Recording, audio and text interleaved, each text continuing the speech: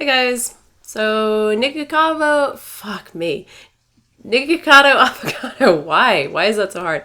Nikocado Avocado, his video, I don't want to be vegan anymore. A couple of you asked me to respond to this, and I was going to respond to it anyway, so let's get to it, because it's going to be kind of long. Low salt, high vegetables, healthy, whole foods, right?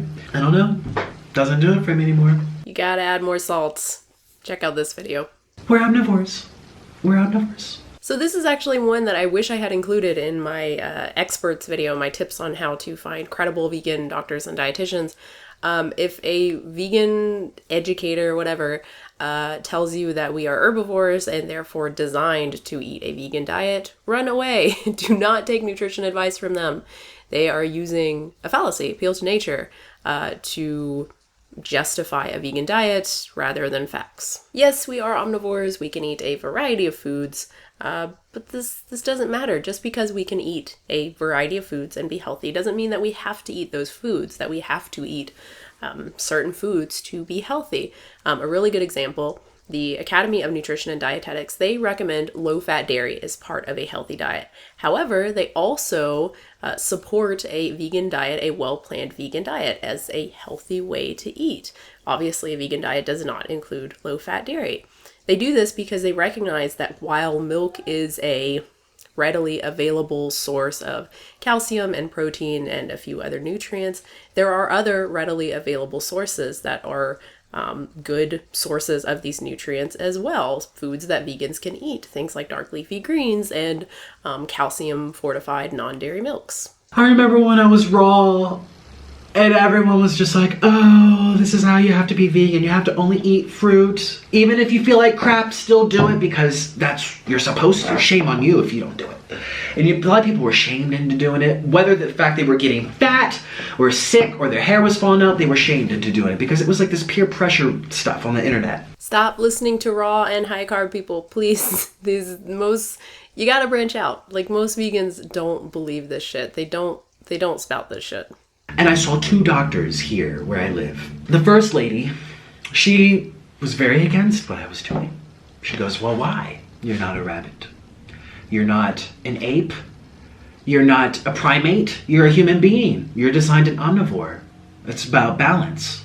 And the other doctor I saw was a male, and he was actually more open about it. He was like, I think, it could be very good for cleansing. So the whole vegan thing to him was like, oh no, it's probably good for healing, or it's good for maybe a year. First, you saw a doctor who believes in cleanses.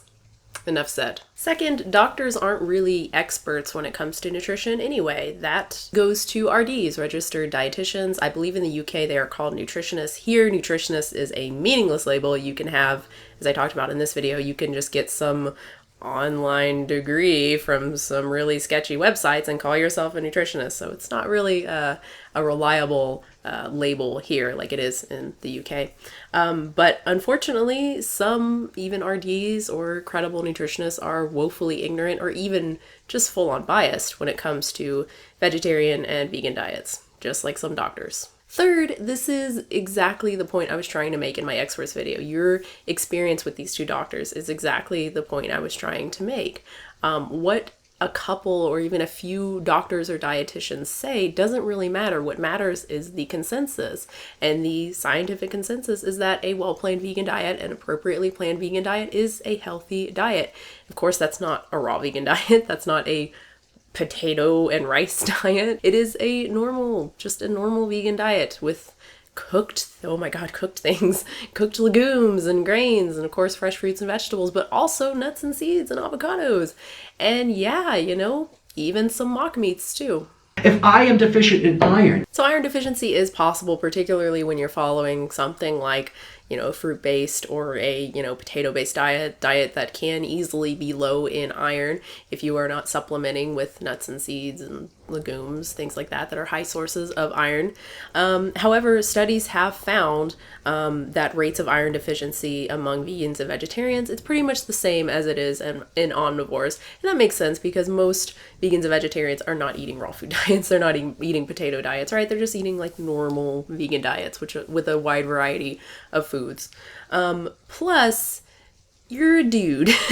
You don't have to worry about iron. You only need 10 milligrams of iron a day, whereas someone like me, who is premenstrual, a lady who's not gone through menopause yet, we need 18 milligrams.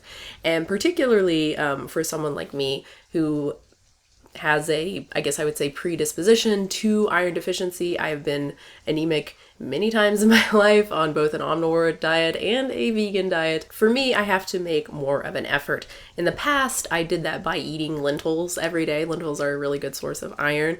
That's a pain. I like lentils, but I don't like lentils all the time. So now it's just much easier for me to take a multi every day.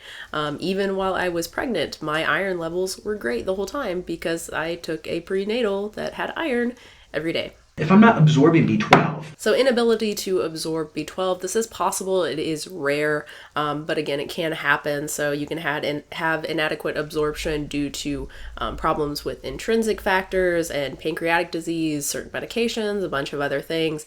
I recommend checking out the page Jack Norris, vegan registered dietitian Jack Norris. He has a page, Ways to Get B12 Deficiency, that you may want to check out.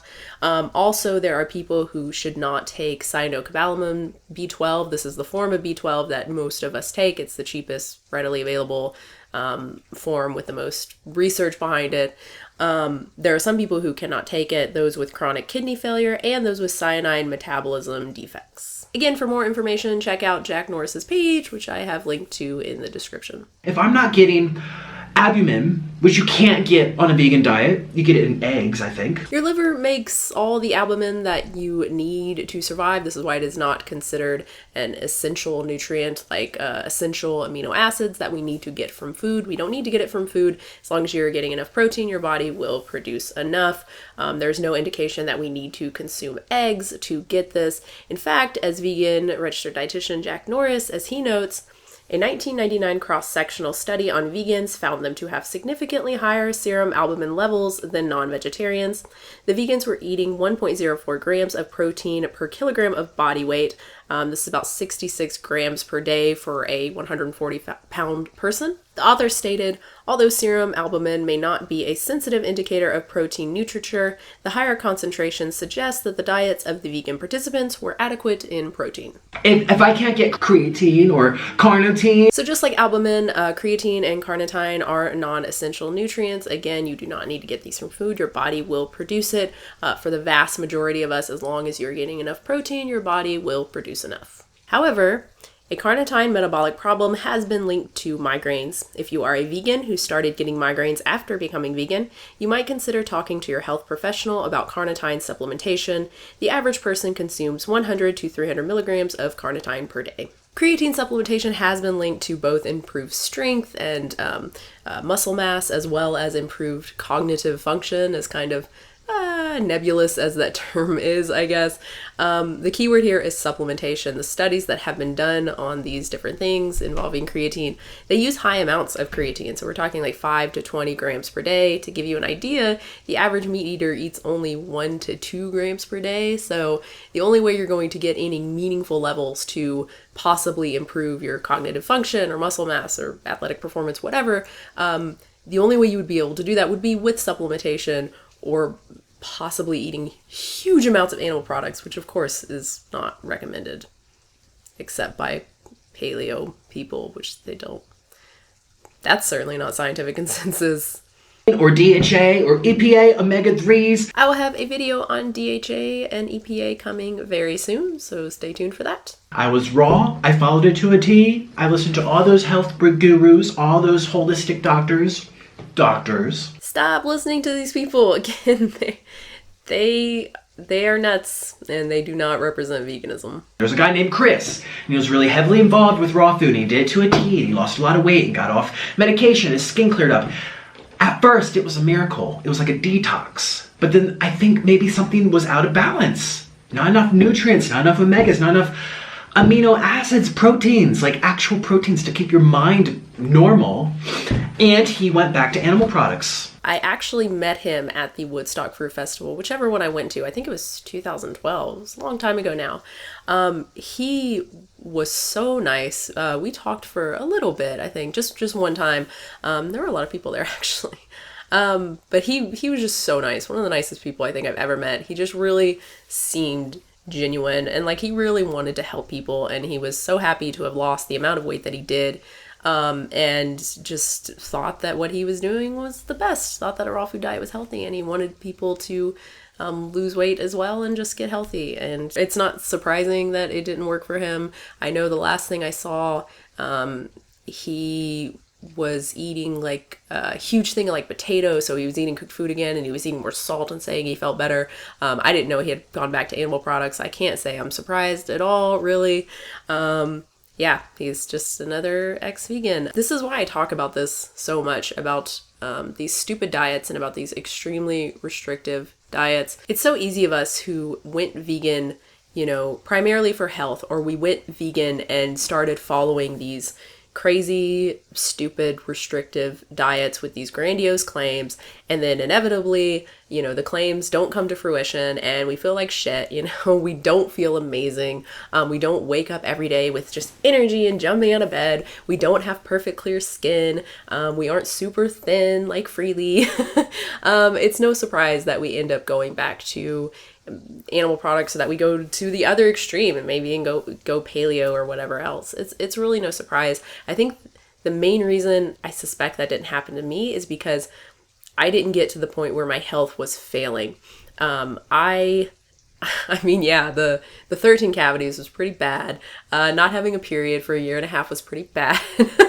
That was pretty bad.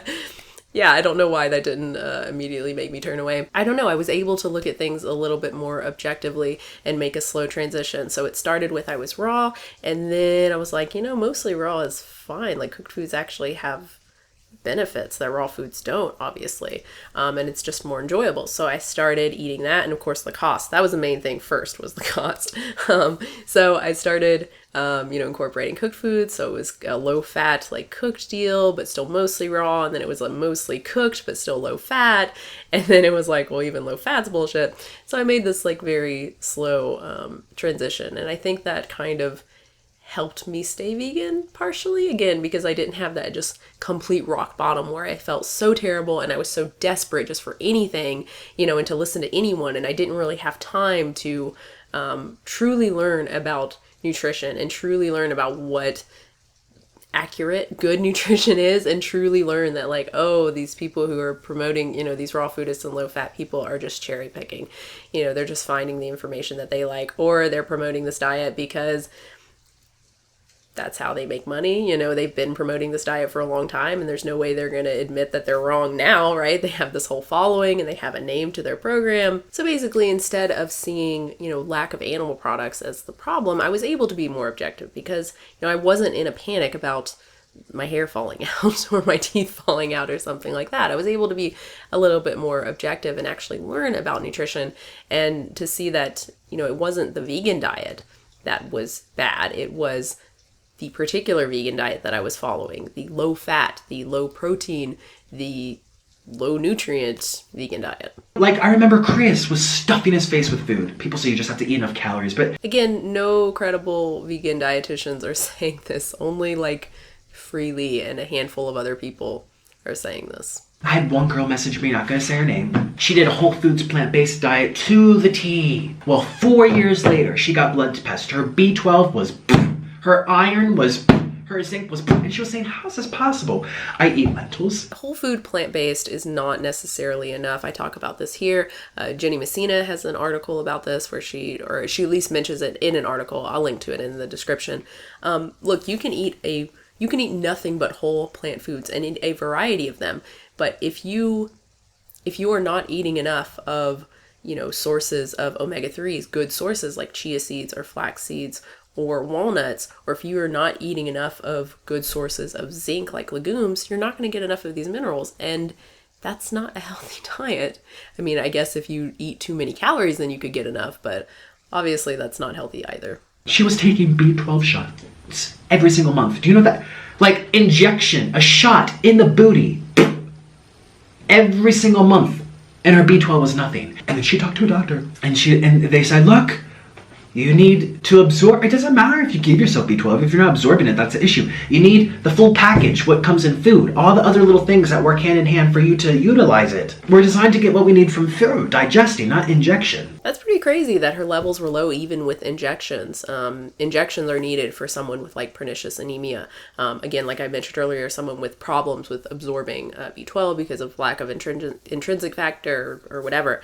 But what is the evidence that we need to consume B12 from animal products? And what is the evidence that this would have helped this person then absorb B12? We know that when someone is deficient in B12, they take B12 supplements, usually just orally, and their levels improve. This happens every time, except in those rare cases when someone has, you know, alcoholism or hypothyroidism or lack of intrinsic factor or the other problems that I mentioned earlier. Could you have one of these conditions? It's possible. Could I have one of these? It's possible, but it's unlikely. It's very unlikely. It's kind of like worrying about having a severe life-threatening reaction every time you get a flu shot or some other vaccinations.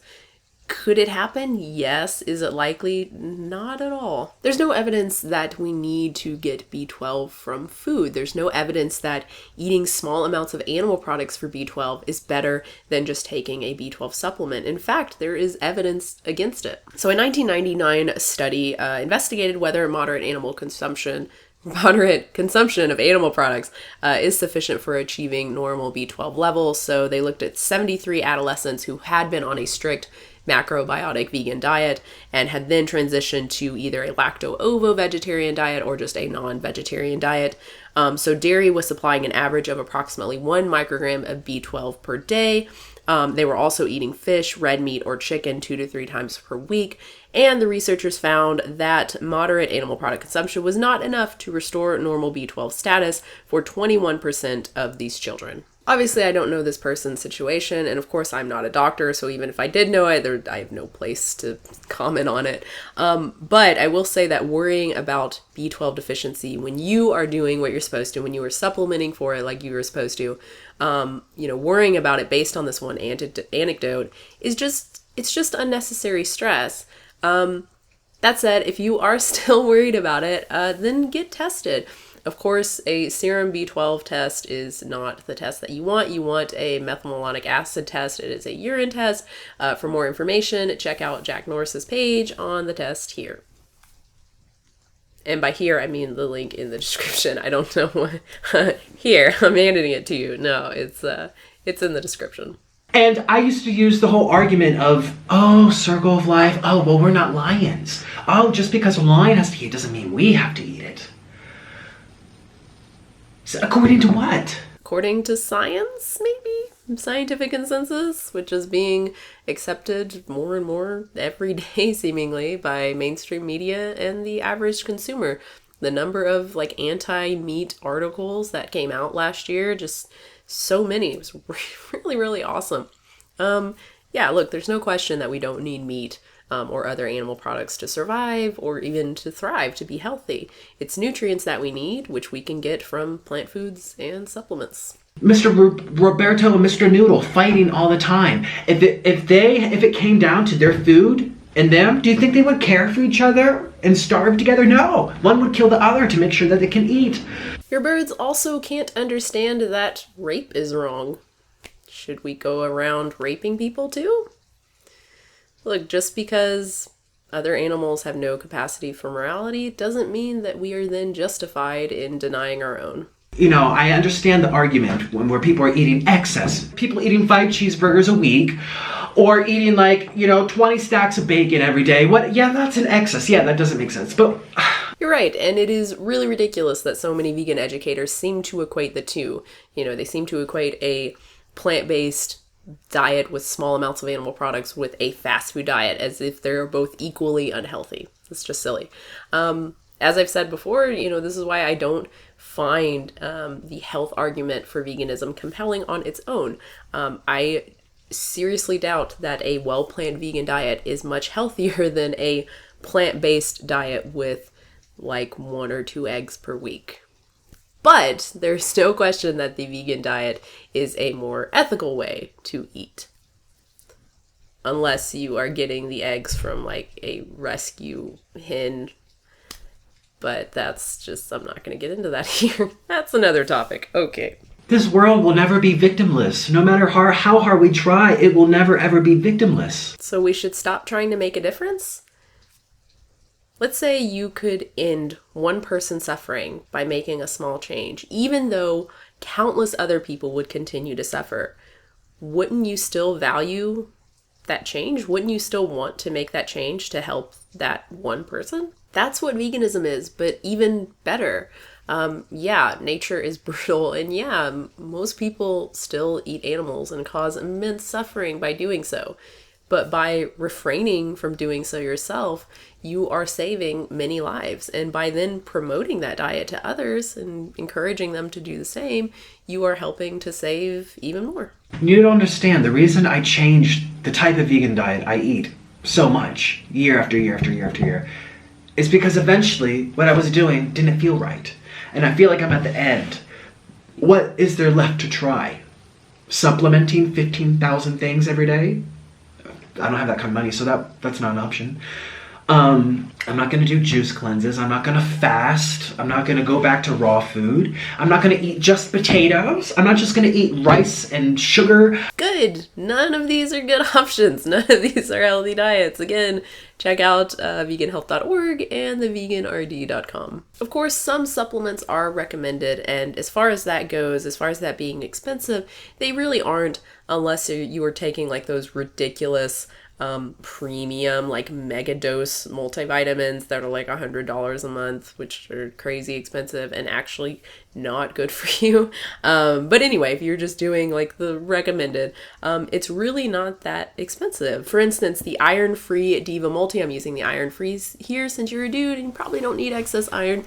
That is $11 for 90 tablets on Amazon right now. This also covers your B12 and most of your vitamin D needs as well. Calcium fortified like non-dairy milk would cover the rest. Of course, that also covers calcium as well, the non-dairy milk. Now, if you wanted just a separate vitamin D supplement, you can get again, the Deva brand, whatever it is, on Amazon. It is only $6 for 90 tablets, and each tablet has like 2,400 international units. So it's a lot of vitamin D. I believe the recommended per day is only 600 IUs. Yeah, so that is pretty cheap. Also, if you don't want to take the non-dairy milk, if you don't like non-dairy milk or can't find it, Tums is actually a really cheap option for calcium supplementation, which you can find like anywhere. If you need it, of course. You may not need calcium supplementation at all. It depends on how many like greens you're eating. If you're eating calcium fortified tofu, then that's a good source as well. Another thing, kind of a supplementation thing, not really because it is a food, but omega-3s are very important. The cheapest source would be canola oil. That is just incredibly cheap, and you can just add a little bit a day. I mean, even just like a little bit, like a teaspoon or so in your oatmeal. Pretty easy. We actually like to put it on popcorn. Yeah, it's delicious. DHA would be the other one. So I'm going by Jack Norris's second recommendation. It's really, again, I'll get into this more in the DHA video, but 200 milligrams of DHA every other day. So again, the Deva brand on Amazon is $24 for a 90 count, so 90 tablets, again, on Amazon. So putting it all together, the multi and the vitamin D, if you're taking that every day, that works out to $5.66 a month, plus the DHA every day, that works out to $4 a month. So in total, $9.66 a month. Now, if you wanted to take the DHA every day, this would be $13.66 a month, so almost $14. With the addition of the canola oil and the Tums, if you're taking that, that's like maybe a couple dollars a month. They're both really cheap. So yeah, you're looking at max like $15 a month. It's pretty cheap. And of course, the peace of mind of knowing that all of your nutrient needs are met, priceless. Some people have different genes. Dr. Barzilli, the director of the Institute for Aging Research at the Albert Einstein College of Medicine, has been studying hundreds of Jews from New York area who have been living into their 90s and 100s easily. His work over the past decade revealed 3 genetic connections that in part explain the longevity of these people. Okay, genes do play a part in our health. Yep. genes matter a lot. They really do. The idea that we can just eat a healthy diet, live a healthy lifestyle, and avoid all manner of diseases and disorders is just silly. We can certainly reduce our risk for various things by eating healthy, but there is still a chance that we will get certain things, and some people are just born luckier than others. Just because someone on the internet tells you to eat a certain way doesn't mean it's truth. And remember, what they're preaching is less than 1% of the population, okay? Just because a belief is unpopular does not mean that it is untrue. And while the number of actual vegans is few and far between, the number of people who believe that a well-planned vegan diet is healthy is large and growing. Again, the Academy of Nutrition and Dietetics, the British Dietetic Association, and the Dietitians of Canada all support a vegan diet. A healthy vegan diet has many health benefits, including lower rates of obesity, heart disease, high blood pressure, high blood cholesterol, type 2 diabetes, and certain types of cancer. It may take planning to get enough protein, iron, zinc, calcium, vitamins D, and B12, and omega-3 fats from foods or supplements. A healthy vegan diet can meet all your nutrient needs at any stage of life, including when you are pregnant, breastfeeding, or for older adults. Remember that analogy I brought up? Wouldn't it be very odd if I only ate gluten-free products and I only associated myself with gluten-free people?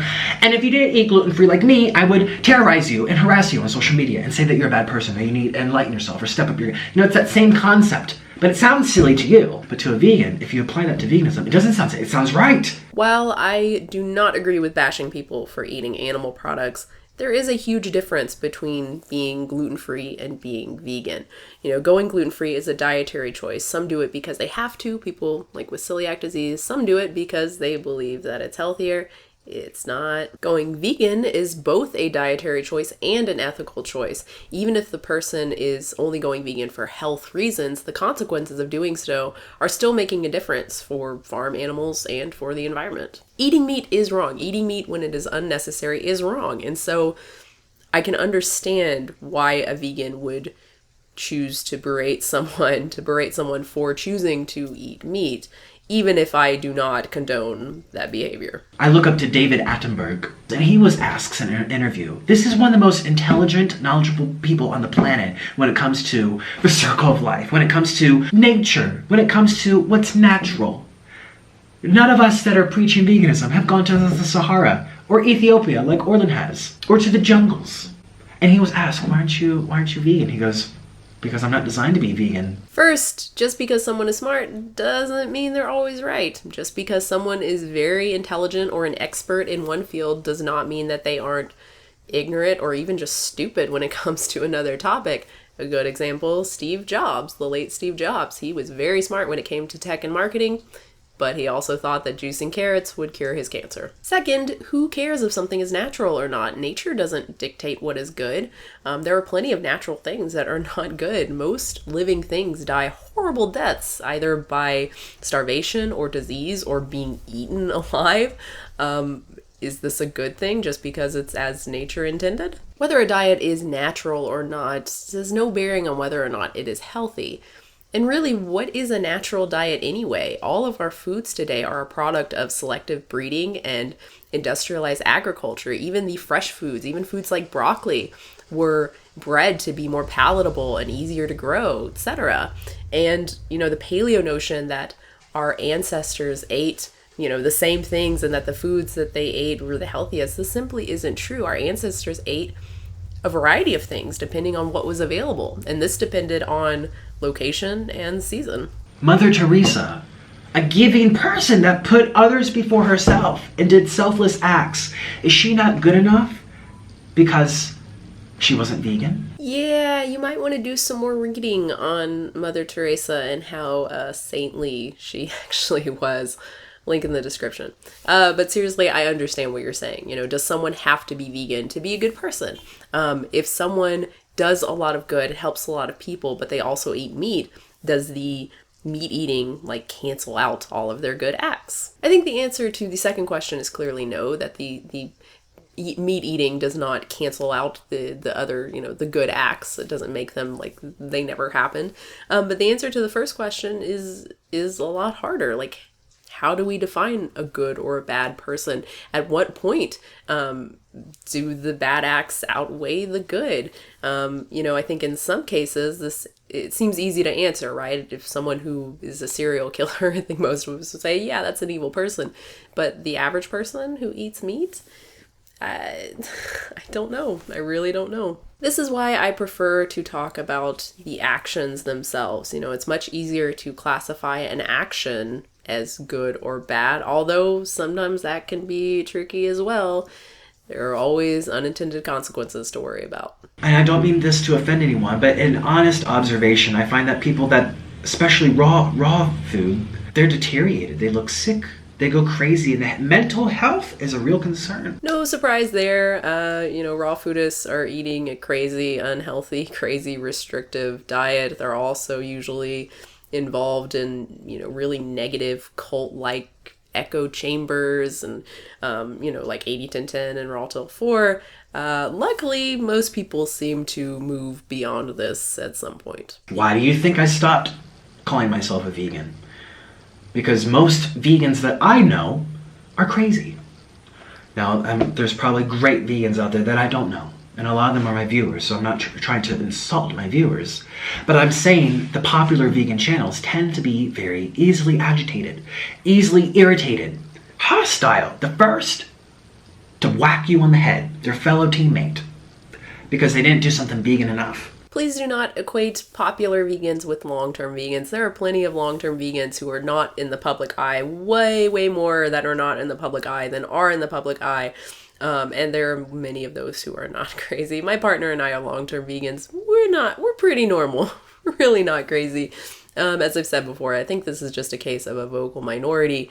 And of course, look, it's entertainment. The people who are going to have more subscribers, who are going to have more followers, who are going to have more views and get more attention are going to be the ones that make videos saying that meat eaters should die, right? They're going to be the extremists. They're the ones who people are going to watch and go, oh my God, are they not just insane? Right? If you're just like totally blasé and like, hey, vegan's pretty nice, maybe do it or don't, it's cool, you're probably not going to get that many views, right? It's just the way it is. Also, maybe find a new group of friends. Like if all the vegans you know are crazy, maybe try to find some new vegans. I know that's hard to do in real life. I know only a couple, my partner and my mom. They're like the only vegans in real life that I know. But there are plenty online to interact with. I did a whole video talking about, finding more like rational vegans. So check that out. So in conclusion, this is what I recommend to you. I know you asked for help at the end and suggestions, so that's what I'm doing. I'm not trying to be like condescending or patronizing or like I know everything. I'm just trying to offer some advice to you and of course anyone else watching this video. So first, of course, C and RD, if they don't agree with scientific consensus that vegan diets are healthy and they have no plans on helping you to eat a vegan diet correctly, then they are not doing their job. They are not doing what they're supposed to do. And of course, you should seek another RD. Second, check out veganhealth.org. That's Jack Norris's site, and the veganrd.com. That's Jenny Messina's site. These are the two experts on vegan nutrition who I personally follow, as I talked about in that experts video. Third, I highly recommend checking out philosophicalvegan.com for help with the kind of ethics side of veganism. I get the sense that you're kind of floundering there as well, I guess, and a little bit confused on, the reasons for eating vegan from an ethical standpoint. So that would be, I think, a good place for you to go. They're very helpful there and very smart, and I think they would help you out. Fourth, look for ways in which your diet may be lacking. Again, a good RD should be able to help you with this. I've actually included 2 links in the description from usually credible sources from the Academy of Nutrition and Dietetic, from their websites. It's like eatright.org, I think, and also from the Harvard Public Health Nutrition, whatever it's called, website. They talk about, food and diet patterns that may protect memory, both of which mention omega-3s, actually. If you don't eat fish, discuss other food options and supplementation with your doctor or registered dietitian. You can get omega-3 fatty acids from fish oil, seaweed, or microalgae supplements. Finally, and possibly most importantly, and something I've already said a couple times, but stop listening to the raw food vegans and the high carb vegans and the vegan is natural vegans. They are wrong, and I think they are making you feel worse. I get the sense that, I'm mostly basing this on my own experience, but I get the sense that you feel a little bit betrayed by these groups, by these people. I get the sense that you feel guilty and kind of duped for, number one, listening to them and taking their advice and being steered in the complete wrong direction and having your health suffer as a result. I get the sense that you maybe feel guilty also for then going and promoting this, on your channel. I know you said you deleted a lot of those, all the raw videos, stuff like that. I get the sense that you feel guilty, for promoting it and potentially steering people down the same, wrong path. And yeah, look, you did waste time on this. You did waste years on this diet. You did make the wrong decision. You did promote this to other people and potentially influence them in a negative way. There's no denying that. Look, I did it too. And I'd be lying if I said I didn't still feel guilty over that. It's why I focus on this stuff. It's why I talk about it a lot on my channel, because I did the same shit. I wasted time on this. I had negative effects in my own life. That doesn't really bother me, but I know for a fact that my advice harmed other people, and that sucks. That really, really sucks. And the only thing I can do, the only way I can really make amends is by, number one, never doing it again, and number two, trying to help others. If I can help even one person, if I can convince even one person that Freely is not a credible source of nutrition advice, that that the starch solution is not a healthy diet pattern, that fats are good for you, that limiting nuts and seeds is not a good thing to do. If I can convince even one person of those things, that's awesome. I'm doing good, and I'm making myself feel good in the process. I won't lie, but I'm helping someone else, and that's just awesome for everyone. It's just a win-win situation, and you can do that too. Just really by doing really what you're already doing. You're already sharing your experience, which I think is so important. Anyone, I know there was one comment on, not this video, but your other video, the KFC one, where someone was really disappointed in how you were talking about veganism. I say ignore those people. You should be honest, and you should be sharing your experience. And by doing so, you are influencing other people and encouraging them and hopefully steering them away from these crazy diets, right?